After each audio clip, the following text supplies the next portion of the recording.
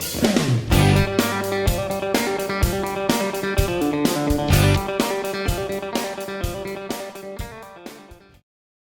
everyone, it's Vinny for Power Twang, and today we're just going to talk about tuning the guitar. I guess this episode on tuning the guitar is more specific if you don't have a tuner available. I mean, you just got to tune it by ear. But one of the things you'll have to do is if you're going to be tuning it by ear, one of the things that you're going to want to do is you're going to need a reference note. You got to have something to get your bass line, something starting point. One of the things that I'll do is on my iPod, I usually always have a couple of songs that I know that I can use to tune up to. If I'm tuning to standard A440, Kid Rock song off of the Rock and Roll Jesus album. It's a song, If You Love Someone. The beginning of that song, it starts out with just some A notes, just some droning A notes. So I always know that if worst case scenario, if I got caught without a tuner, I could whip that up on my iPod, just listen to those first couple of notes and at least get the A note, and then I can tune the rest of my guitar to that. If you want to tune half step down, a lot of like Stevie Ray Vaughan stuff is tuned to E flat, and or the early Van Halen stuff with David Lee Roth is when he was the lead singer. They always tuned down to half step. So a lot of that stuff, early Van Halen stuff, you could use that as a reference if you're going to tune down to half step. Later on, when they had Sammy come aboard, they actually started tuning to standard A440, but either way, so what we're going to do is, let's say if you got your first, you got to get your reference note. Again, you can use anything, online tuner, a song off your iPod, anything to kind of get you at least, the first note. A lot of times I'll try to shoot for the A string, just because that seems like a pretty good one. And if I take, I'm just going to detune some of these strings here, but so basically then what you're going to want to do is, again, a lot of times I'll get my A note for the reference, and then what you're going to want to do is you'll tune the next highest string up, which is a D string.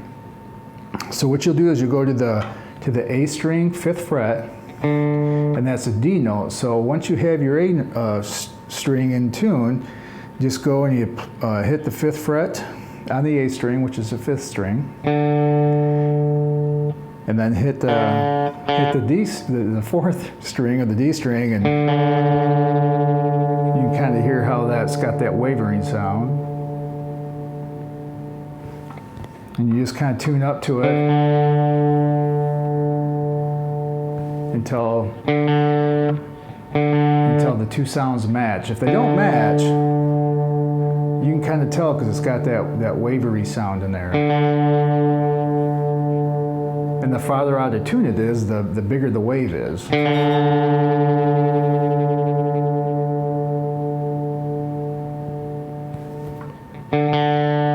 And again, you just kind of do it until the two sounds match.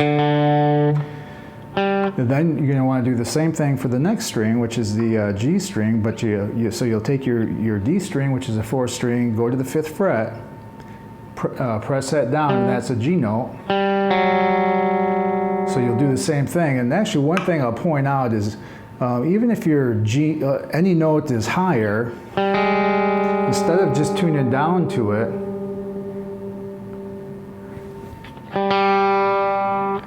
you can do that, but really the best thing you want to do is you actually want to, if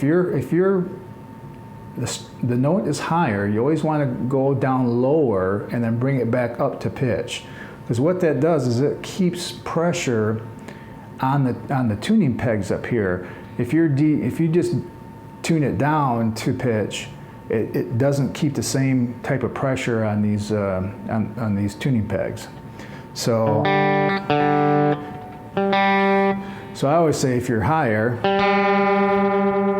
go down past it. So that's lower, and then bring it up until they match.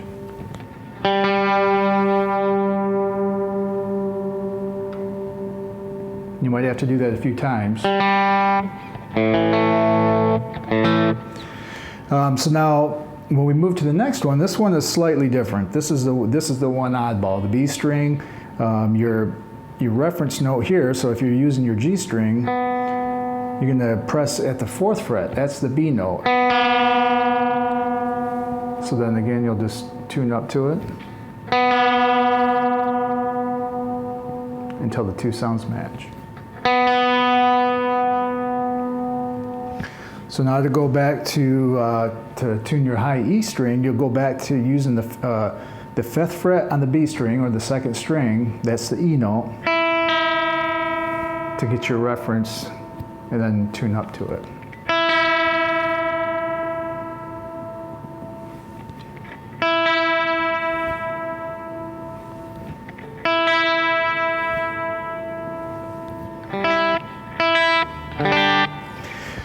And then lastly, because I use the A string and the 5th string as my starting point, and at that point I'll go and I'll tune the low E string.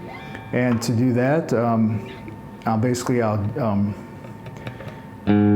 5th fret of the E string is the A note, so I'll press that down, and then I'll hit the open A string, which is kind of backwards to how we were doing it before, but it works just the same.